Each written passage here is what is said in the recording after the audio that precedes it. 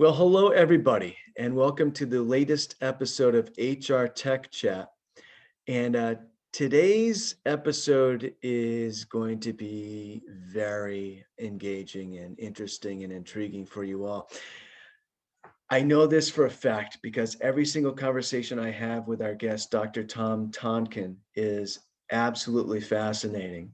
Uh, Tom is the CEO of the Conservatory Group, and he and I are both alumni, I guess. We worked on the same team of Cornerstone On Demand, that's where we first began to have our occasional deep discussions around human capital management, all this kind of stuff.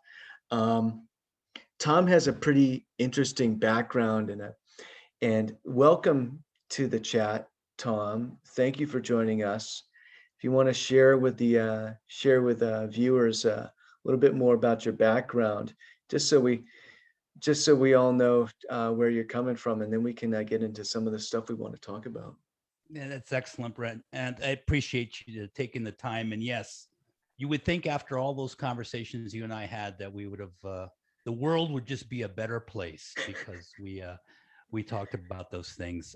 I like to consider myself what I call a recovering executive. The times that we have spent in corporate America has taught me a lot of things. I am an academic as well, and I've gotten to be a point where I've sort of dabbled in all sorts of things. I think probably the most interesting part about my background, because again, people could Google and find me LinkedIn and other places, so I won't go down that path, but it really has been around trying to understand people's behavior and why those behaviors occurred. And though that sounds like a broad topic, it really isn't once you start instantiating. And again, you and I are going to have this conversation as it develops. You know, not only my academic, but also my professional background has been around that. And that's been instantiated in sales, in learning and development, as well as diversity, equity, and inclusion. And so that's always been my fascination, is around what makes us tick, what's the behavior, and how can we become better versions of ourselves. Interesting. Yeah. And let's talk about that a little bit. Diversity, equity, and inclusion, because it is front and center in HCM these days, and there's a lot of really interesting stuff happening around it. Excuse me, my contact is bothering me. Okay, it's better now. And I don't want to let the horse out of the barn. I want to let you let the horse out of the barn here. But we've had some very interesting conversations around DE&I, and around how technology can help with that, but also around ideas around of empathy and versus authenticity and all these sorts of things. And people are using some of these words, well-intentioned, but not exactly accurately. And I'll let you elaborate a little bit on that. Yeah, I think it's fair to start with a sort of giving ourselves a running start as to how someone of my social position ended up in this sort of diversity and inclusion space. It was never really my intention, honestly, to get into this. I started many years ago, both in a professional and an academic trail, and I started looking at cultures. That's really where this whole thing really emanated for me, doing a lot of research in the different cultures of the world. And I landed in the gaps in gender equality. And that just became fascinating to me and very, very academic perspective. I found myself at one point, 2012, speaking in front of many women at a leadership conference about diversity and inclusion. And I have to admit to you and the listeners is that was probably one of my more intimidating presentations I've ever had as a man. And because of that presentation, I then moved on in 2000, I think it was 13 or 14, to present to the first annual International Leadership Association for Women in Silmar, California. And I spoke in front, again, to many women, over 400. And the whole concept really not only fascinated me as a academic, but it also fascinated me and arguably made me angry about the inequalities that occurred on not only gender, but as I dove into it, race, creed, religion, sexual orientation, and then as you and I will talk, neurodiversity, and all of these different pockets. And so I continue to dive into that research more so. And the next thing you know, I'm blogging, I'm writing. I am part of startups in the technology industry that are trying to solve this problem. And I think, that's the basis for why you and I are having this conversation today is this thing started probably 15 years ago for me. And here we are. And so, again, I'm going to thank you for giving me another platform to have this conversation, because I think not only is it important from an HR tech perspective, but I also think it's important from a societal perspective. Yeah. Well, it is. And there's so many paths we could go down right now. But let me ask you, coming out of those sort of initial experiences, those seminal experiences that you had in the space where you found yourself it sounds like you fell into it a little bit, and you found yourself speaking in front of that women's conference, and then returning, I believe, the next year. And what is so we understand sort of the events that have shaped your understanding of DE&I. What is your philosophy or what is your sort of assessment of DE&I today, A, and B, what is your philosophy toward it? What's your take? What's your feeling about it? Well, I think they're my goodness, that alone, right? It's going to consume a lot of our time. But I would say that it's a real problem. I think first and foremost, I think there's a lot of trends where people will say some of these are myths or that. No, there's plenty of strong research that would suggest that if you take a look at all the minorities, that there is a problem. On the other hand, I'm going to say things that arguably may go against popular opinion. One of those things would be, for example, in the gender world, if we plan on solving the inequities between gender, I speak specifically about male and female, the male population needs to participate in that rectification. And I think that's important as HR professionals out there are looking to create efforts around their organizations, diversity and inclusion officers, right? We're looking at a lot of chief diversity officers coming into the picture. It's important that all parties associated with that diversity are part of that. I think what's happening is there's a trend to the exclusion of different people. There are in the HR world, there's these things called affinity groups or employee resource groups, which tend to give voice to that particular group, whether it be gender or race or whatever it may be. And it does a very good job of the representation, but it does a very poor job on the advancement of the equity. And sometimes, for example, I've seen many women's groups that are solely composed of women. Again, great opportunity for representation, but not a good opportunity for advancement. And I would suggest the academic research supports that assertion, that ERGs from an advancement perspective are ineffective. They are effective for representation. And I think that's the first step, but it's certainly not going to rectify any inequality in the workplace unless we start having male allyship, or let's say a Black ERG doesn't have a white allyship. That's where the advancement will come from. And I'm not necessarily sure that that message is resonating in the workplace just yet. That's interesting. That's really interesting because, and there's also some, there's some camaraderie that occurs when you have, exclusively women's group or exclusively men's group, right? There's some of that camaraderie that occurs too. It's positive, right? But in speaking, I'm kind of reiterating some of the things that you said, but just to think my way through it, right? This idea that a women's group forming, exclusive, comprising solely female membership, right?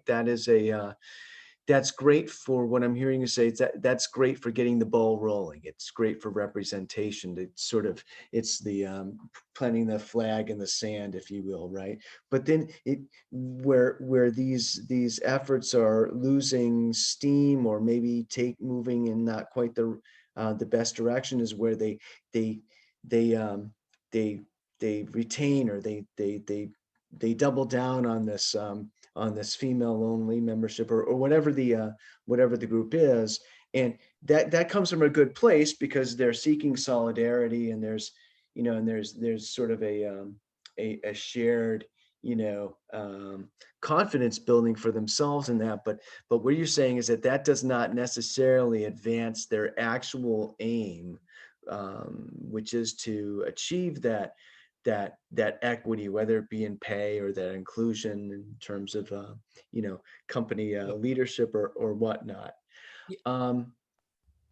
Let's go back to male allyship, because I think that's super important. When you think about it, right, it is diversity, equity, and inclusion, right? So why wouldn't you let's put it differently. You definitely would want to include the group that maybe, needs to hear a new perspective or would benefit from hearing a new perspective, so that it might adjust its own view on the matter. No, let's go. Let me top off, a few other ideas around these ERGs as it pertains to advancement, right? So let's compartmentalize the conversation between representation and advancement. So again, strong with representation, right? This is a voice. You get a chance to talk. You get a chance to air out the issues. However, when I say advancement, I'm talking about real equity, whether it be pay, whether it be a voice in business issues. I don't know, having the sensitivities to associated benefits that may come from the company to these different groups is just not there. And here's an interesting research fact. And by the way, those that are listening right now, you might want to pull out a pen and paper, because I tend to start rattling off references on certain things. One of the issues around resource groups is that it appears that when we talk about it, the problem is solved. Yeah. And it sounds, arguably sounds ridiculous, but it's true from a research perspective. When we talk about it, it sounds like we've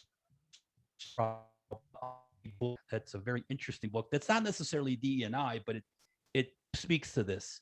It's a book called The Knowing Doing Gap by Jeffrey Pfeffer and Robert Sutton.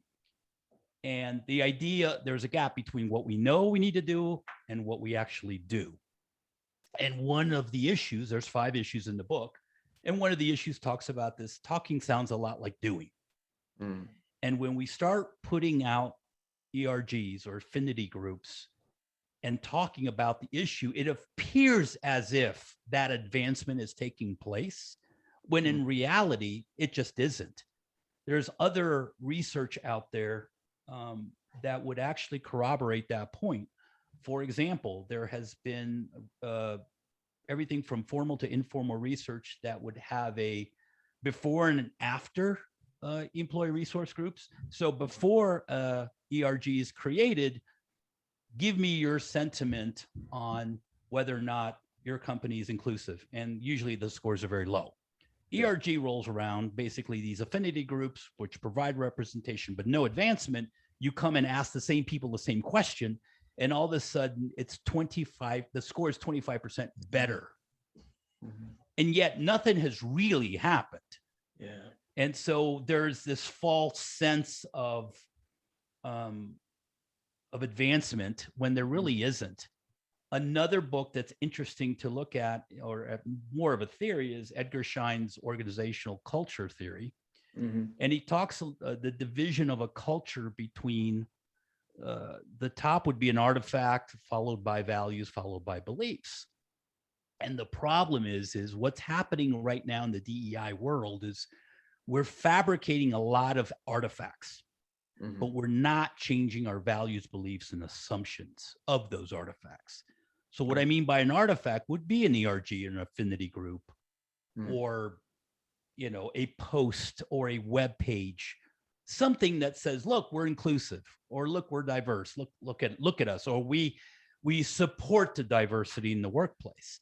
These are all artifacts and they're great. I'm not diminishing that. However, for them to have true advancement effect, you also have to change the values and the beliefs and the assumptions below, which I think sometimes goes unnoticed and unchanged. How essential are these ERGs to the sort of the end goal, to the holistic process? Are they, maybe you see where I'm going with this. Yeah, Are I mean, they? they are Oh, essential. I mean, okay. but the problem is if you imagine, if we were in a whiteboard in your mind's eye, and I go back to those three levels, you'd have artifact is the thing that exposes Mm, your values and beliefs, right? And then you have your values and beliefs, and then you have your associated assumptions below that. And what a lot of people are doing now is they're starting at the top. yeah. Let's build these things. It's again, you and I worked at Cornerstone Learning, right? I used to have this conversation with our customers where you would say, just because you bought an LMS doesn't make you a learning organization. Right. Uh, a real simple one is I can stand in a garage, and does that make me a car? It sounds silly, but that's the analogy to what it is that we're talking about. And so, yeah, it's again, I say it in a sort of tongue-in-cheek way, but there's a lot of reality to it. The values, beliefs, and assumptions have to change. So my advice to everyone out there is really has to start at the bottom. What are your assumptions about values, about equity? What are your values and beliefs about equity? And eventually what would happen, the natural gravitation is, what's the vehicle that I'm going to use to expose those values and beliefs in the corporation, which come in the form of affinity groups and ERGs. So I Right. think it's well-intentioned, but I think we're going about it from sort of that top-down perspective than that more bottom-up. Well, if you go from the bottom up direction, right, then your ERG is a little bit more has maybe a higher consciousness level. Is a little bit more has a little bit more informed. It's a little bit more self-aware of what's going on with itself, right? It would be interesting to get to a point, and I think this is what you're talking about, where organizations or groups, they realize when they form an ERG that this is an important step, but it doesn't end here. We're going to have to do something else. Eventually we're going to have to evolve in order to get to the advancement stage of things. It occurred to me that with an ERG, it is essential, not just for the representation part of it, but also not just to establish that representation, but it's also probably essential for to buoy the confidence and the positivity in the group that's looking to make the change in the organization itself. You yourself said that after an ERG is formed, you survey that, or you poll that same organization. It feels that diversity has been solved, or that it's better, right? And it isn't actually, but maybe it is a little bit, but on a sort of an attitudinal in an attitudinal way, right? They've made that step. It seems to me that positive feeling, shared feeling in the group is absolutely essential to moving to the next step. And the idea is to educate organizations and groups that there is a next step that is beyond the ERG, that has to look a lot different. As a formation of any group or any program, you obviously should have goals and metrics and ways to measure it. And I think sometimes, again, I think we're sort of harping on the ERG, but use that term as that artifact of whatever it might be exposing in your organization as the goal itself. Like, let's form one. Let's get all of the people that are the minority in whatever the ERG group is focused on. And that's the goal, is attendance and discussion. And hey, that's all great, but that can't be the goal, right? That's what I would call the leading indicators to eventually what would be a lagging indicator when we do see equity in pay, when we do see opportunity for those in a corporate world that are minorities. Until those numbers change, I don't think we've solved the problem yet. And you got to go back to the ERGs, the affinity groups, or whatever that artifact is, and see how useful it is. What are the next steps? Is there sort of are there some best practices here? We talked a little bit about it, about including some of the so for women's equality, for instance, equity, and gender equity, for instance, right? Gender equity. I'd like to answer that question. I don't want to cut you off here, but I because I know where you're headed with this, and there's probably a preface to where your question is, and so I want to cut you off here. Yeah, so, that there's a best practice versus it looks different everywhere. Correct. And so let's talk a little bit about the acronym. Yeah. So it wasn't too long ago when it was DE&I. Yeah. Diversity and inclusion. And then it became DE&I. Yeah. And now it's DEI and B, belonging. Yeah. And I think I want to have a little conversation about that, so then I can answer your question. Yeah. So the way this all started was D&I. Those are the two things that an organization is responsible for. I need to be diverse and I need to be inclusive.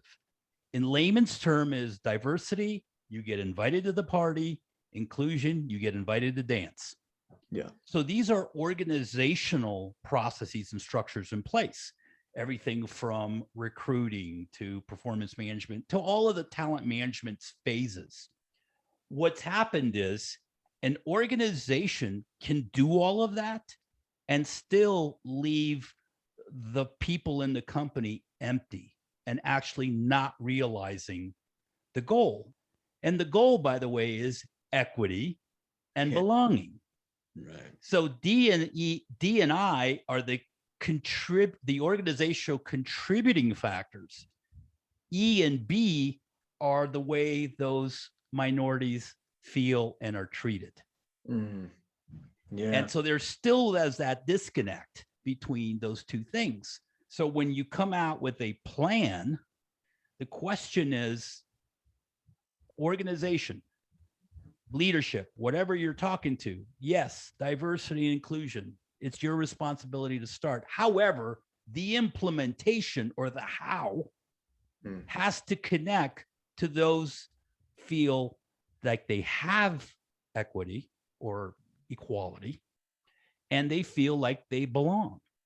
You know, I mean, again, some of this stuff, I always bring it down to some common denominator. Right? You can get invited to the party when you're a teenager but all the cool kids are in the corner, right? And all the nerds are like, wallflowers, which, by the way, I sympathize because I was one of those nerds. And so, yeah, I got invited, but boy, I didn't feel belonging, nor did I feel like I had any kind of equality with the cool kids. I have one up on you. I had to crash those parties, but it's just kidding. No. It was, yeah. Yeah. So what's interesting here is uh, it's interesting to see the acronym evolving with our collective understanding of what this really is about, right? And I like I was trying to figure out. I don't think there's really a rhyme or reason around. It's not like it was diversity, and then when you have diversity, then the end goal of diversity is equity, because the end goal of diversity is also inclusion and belonging. But the end goal of inclusion is also equity and belonging. It's interesting. Um, Neurodiversity, though. I want to make sure that we hit on neurodiversity, because that to me is a really interesting sort of frontier of thinking around what diversity is. To me, as important as diversity is in terms of skin color and ethnicity and all that sort of thing, that's very important. But to me, we really start to get to the nut of what true diversity is when we talk about neurodiversity. Yeah, let's dive into that, because that's my latest research passion and understanding. Is So I did all of this stuff back when it was not cool, if I may say so. Yeah. When everyone kind of thought that diverse inclusion was just going to happen because we're all good people, and it just didn't. I mean, I'm not stating any surprises here. And then what happened was a lot of people became vocal. A lot of obviously the social issues manifested themselves through the multiple racial unrest that we've had in this country. And what happened is you had ethnic and racial people speak out and be very vocal, and you had sexual orientation issues and you had gender issues, right? All of these parades and these efforts became very vocal and became very apparent to everybody in the world, and actions being taken. Meanwhile, there's a very interesting group that we're leaving out, which is those that are what is called neurodiverse. Neurodiverse are people that are on the autistic spectrum. I basically am talking about those that have Asperger's, that are highly functional, but they have this condition, and the condition looks a lot like social awkwardness and the inability to express themselves, and very hidden and introverted in all that they do, which goes completely against everything that makes diversity inclusion alive, which is having your own voice in parades and all this other stuff. So I felt compelled to say, look, there's a lot of people now in diversity inclusion that have jumped on that. A lot of people that are getting it right or getting it wrong, or they're working through it. I got to tell you, as a thought leader in this space, I'm allowing all that sort of to happen. And no one needs another log in the fire from me on that one. Yeah. I'm spending my time on neurodiversity and exploring that and trying to find what we can do to help those in that spectrum. I'll give you a fascinating and very sad statistic. 74% of the people we know in the autistic spectrum world are unemployed. I'll just let that number sit with you and your listeners. Imagine if I were to say that about any other group on the planet. We would be outraged. And yet, here we are. And why is that? Well, I'm going to tell you. Our world is built in what's called a neurotypical world. There are expectations that we have of people in social and professional settings that go against every neurodiverse person, and therefore they can't fit. I equate a neurodiverse person sitting in a collaborative meeting similar to a person in a wheelchair looking at a set of steps. It's just like, how do I manage and navigate that? Well, we certainly would never allow a physically disabled person not to be able to conquer those steps, whether ramps or elevators or whatever it might be. And yet we're expecting neurodiverse people to collaborate and speak up and speak their mind and all this, which is completely against that. And somehow that behavior appears as if they're disengaged, they don't understand what's going on. And we somehow slot them lower in the chain than we would anybody else. So that gives you a perspective of what it is, the issue that we currently have with that group. It's interesting. I know it's just a slight tangent, but it's super interesting to me that with neurodiverse people, that we assume we assume that they are or that they are fully capable. Like we assume that, and you can't see inside their head, and we don't realize that they are they have challenges, but they also have.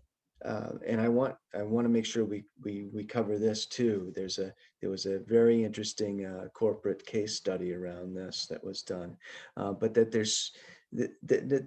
they just think differently, and that we should be adapting how we do things to, or we should be flexible so we can flex to what they do so that they can be as helpful as possible, which we actually need. When speaking about more conventional, like traditional diversity, right? It's, the issue has been people sort of making judgments about others based on how they look or who they are, and not realizing that they are potentially exactly like us, right? So it's almost the inverse. It's very interesting. That's why I think neurodiversity is so. That's why it's so fascinating to me, and why I think it really gets to. It's a full circle, real sort of deep dive into diversity. So there's a couple terms I'd like to introduce in this conversation, and hopefully it proliferates into your listeners' lexicon. But there's a difference between stereotype and archetype, right? And stereotypes are, a microcosm of our experience. And some of the stereotype traits are obviously true, but a lot of them aren't. And usually stereotypes are also, it's just a way for our brain to compartmentalize and make it easy for us to categorize our experiences in the world. Archetypes, on the other sense, is our set of components that help us build up into an instantiation of an individual. And so think of stereotypes as sort of that top-down generalization. Think of archetypes as that bottom-up aggregation of components and traits, in this case, of people. And what's interesting about neurodiversity is when you're talking about white, black, male, female, it's arguably for the most part very apparent because you can see it. However, neurodiverse people are black, are white, are men, are female, are everything. Yeah. And you cannot see it. The only way you see it is through their behavior, which again is not how we have looked at diversity in that lens. We've never taken a look at, let's say, a woman and say, I'm paying attention to your behavior. Maybe we should, right? I mean, we look at them, whether they're female or born female, and we then use the stereotype to then take a look at them. Where if we were to take a look at an archetype and look at their behavior, and we would have much more interesting conversations, and arguably get to know people a little more. I want to share an interesting story. It's actually part of my research for my book on sincerity. Out of all people, Alan Alda, everyone knows Alan Alda from MASH. He's gotten into a whole discussion and a thought process around empathy. So Alan Alda is going to make my book where he talks about empathy. And one of the exercises that he talks about is noticing what other people are thinking or feeling. And he says, how can I become a better empathetic person? Well, maybe as I look at people and try to guess their insides a little bit by maybe the way they behave and all that. What was very interesting about that is a researcher picked up on that premise from Alan Alda and made it a real research project. Oh, really? Okay. And then what he found was a couple things. Number one, yes, people became more empathetic, but not for the reason you think. They didn't become empathetic because they kind of guessed right of what the people were. They became more empathetic just because they noticed other people. That's it. Really? They just noticed other people. Wow. And what I'm saying is that can apply across the board with everything, but actually can apply to those in a neurodiverse world. And it works on that, what I call that archetype, that component accumulation towards a person. What are their behaviors? What are they thinking? What's their background?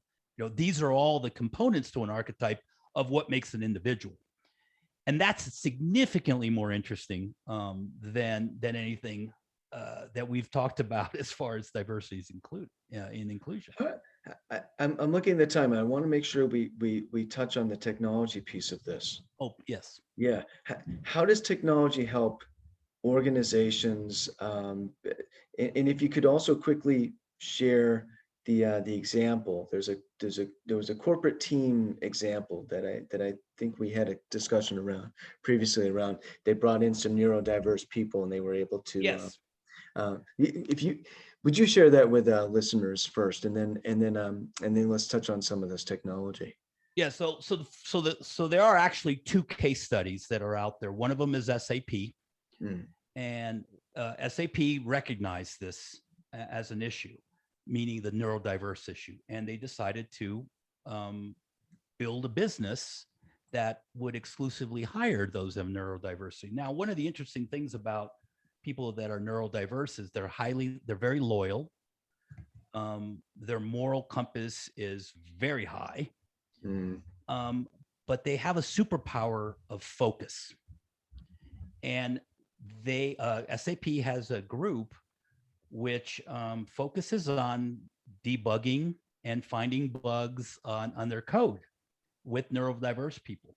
And that particular group has generated over $30 million of savings of finding things that would take what usually would take longer down the software development process much earlier. And anybody in the tech world, as people are listening to now, know that if you catch the bug earlier, that's cheaper than catching it when you're deploying and early down.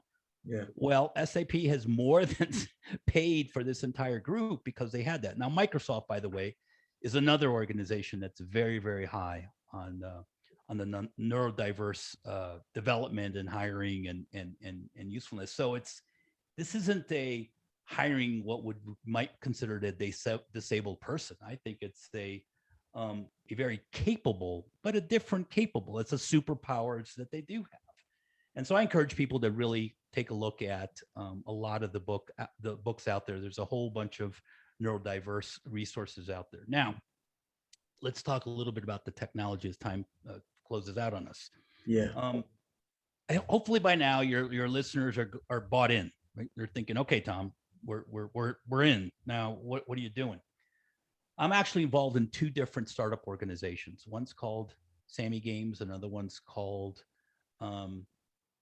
Diversity, Equity, Inclusion.com.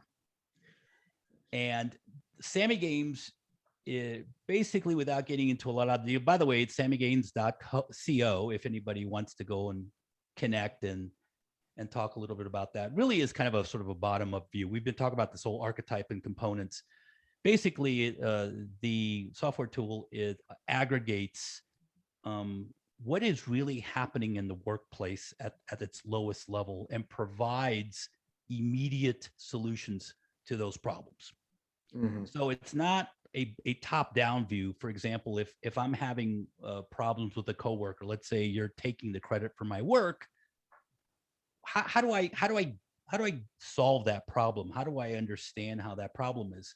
Well, in the past, we would say, hey, go to the leadership books and, you'll figure it out. And people are like, look, I don't have time for that. I just need this problem. So it's a very inductive view of data, right? There's a place where people can talk about it. And you can see that how that can work in a diversity and inclusion culture, where it's like, how am I dealing with my disparate or diverse team and no one's listening to me? That's one thing. Diversity, equityinclusion.com, which really supports a product called DE&I, which is a diversity and equity inclusion assessment tool, is sort of the other end of the spectrum. It's like, where are you as a company, as a person? Okay. Right? It does very in-depth surveys and assessments that generate reports not only to the organization, but also to the individual to say, what is it that I can do in where I am? And this is, the philosophy is pretty simple. Again, it's very inductive, right? From the bottom up, but also it draws a line as to where you are, right? Everyone has a very self-righteous view of their beliefs. But I can tell you that you and I, and research will bear this, we have biases. It's just, it is. And most of our biases are unconscious, very difficult to change. The secret to changing unconscious bias is to make it conscious. Okay. And that's the only way. You cannot change an unconscious bias in its unconscious state. You have to move it forward, basically to that executive function in your brain to say, oh, I am biased towards, fill in the blank. Okay, now that I know that, I can fix it. And that's what these assessments are made for. We can go another 5 minutes or so. And because I want to ask you a couple follow-up questions around the technology here, because I think this is super important for HCM, for talent, right? So, and you might have known that I would go here. We have a lot of artificial intelligence being applied into talent acquisition right now. Okay, and almost right under the wire. Yeah, I knew I slipped right in there, almost made it. But seriously though, right? We have program, and this is a larger issue across the industry, where there's a real concern about who's programming this AI and what it's looking for, because people are already starting to use it. And what the AI isn't, I don't know if it's quite where some of the alarmists say it is right now, but let's just leave that behind for the moment, right? There is some AI that's being used in talent acquisition, right? And, and presumably in the, at least in some way, in the selection of people, right? At least the people who make it to the past the sourcing round, maybe, right? How can we, what's going on there? I'm kind of answering the question. I'm just looking for your take on this, or your reaction, right? I mean, I think that some of this neurodiversity conversation needs to make its way into the programming of these algorithms. Here's the issue I have currently with AI. Like technology, far be it from me to suggest that AI is not going to get there, but I don't think AI is there now for this issue. And let me tell you why. So the fact is that AI needs to be programmed, and they're programmed by people that have unconscious bias. I just explained to you that the only way that I can remove unconscious bias is to make it conscious, because I can only deal with it. If I'm a programmer and I'm not dealing with my own, all I'm going to do is I'm just going to transfer that unconscious bias into the software. I've always been a proponent of software as being a proxy to how we treat and connect to people. And I'm talking about this part of talent management, the diversity part. Technology is a proxy to how we want to deal. It's a scalability thing, or it's a automation thing. It's a calculative thing, right? It's making us better and faster. And